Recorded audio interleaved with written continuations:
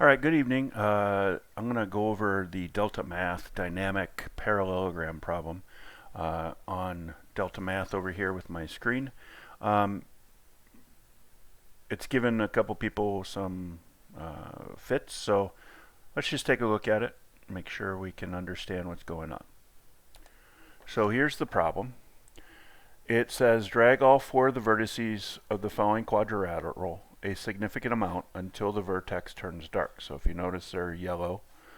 Afterwards, drag and drop the properties of the parallelogram, or the quadrilateral, excuse me, that remain true no matter what as you drag the quadrilateral around. So we're looking at these. These are kind of all the properties of a parallelogram. And what we're going to do is we're going to drag these around. After exploring, there's a couple other things that we can look at. So we can look at all of these different things. So we're going to look at the four main sides. So if you notice, the four main sides are all equal right now. So if that was always true, then we're going to take this all four sides and we're going to drag it over here. But since we don't know whether or not it's true or not, we're going to keep that over there. So I'm going to start dragging A around until it turns a different color. So there's a different color. Now if you notice, all the sides still are the same. Huh. All right. No matter where I draw B, so if I take B this way, okay, there's a dark. And if you notice, all four sides are still going to be the same. So if you notice, if I just take D, I'm just going to kind of change. I'm not changing the side length, I'm just changing the angles now. Notice A and B moving. So now I'm just translating it. Okay. So if I take C and I move it, it's just translating. If I take B, now it's moving that side, and if I take A, I'm still taking that side. So if you notice, all the sides are still the same. So we're going to go down here. We're going to move all four sides are equal. Do we still have opposite sides that are congruent? Because that's a property of a parallelogram. And we got opposite sides that are congruent. So I'm going to take this over and I'm going to drag it down there as well.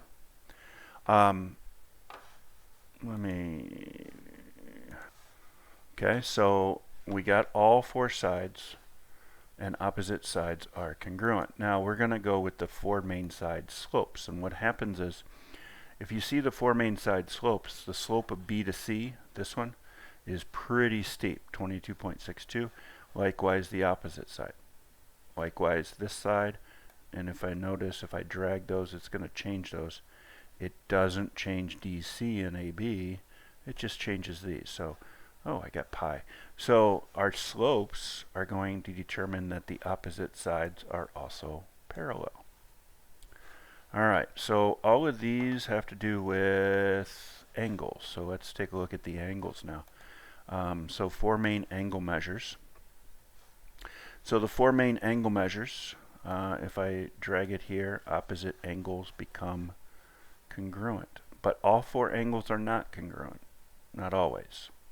So opposite angles are congruent. That's a parallelogram, because if its opposite sides are parallel, opposite angles are congruent. All right. These are all with the diagonals, so this one is going to always stay over there, all four angles. Some of the angles is 360, so let's say if that one comes in. Angles, main angles cut by diagonal, diagonal length. All right, so the diagonal length, if you notice up here, E would be the midpoint of these. And if you notice, they're not necessarily the same length. So the lengths of the diagonals are not always equal to each other. All right, so diagonals are not necessarily congruent. So we're going to keep this one over there. Diagonals bisect each other. Yeah, that's one because it's the midpoint. All right.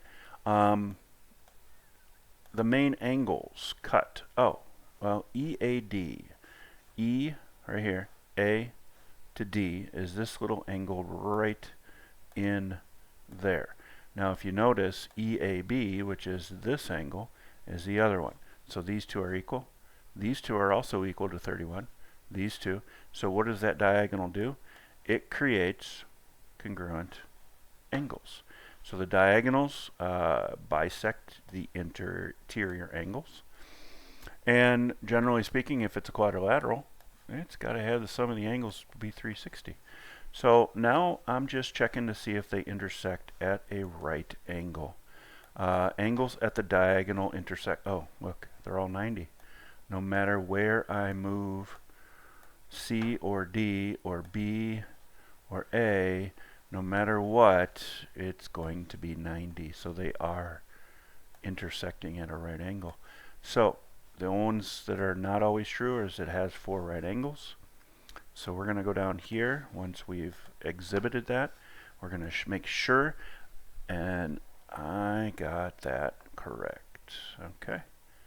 So they talked about not a solution being answered, but that's okay. So I hope this helps you out. If you still have questions about it, shoot me an email. I'll be happy to answer it. Have a good night.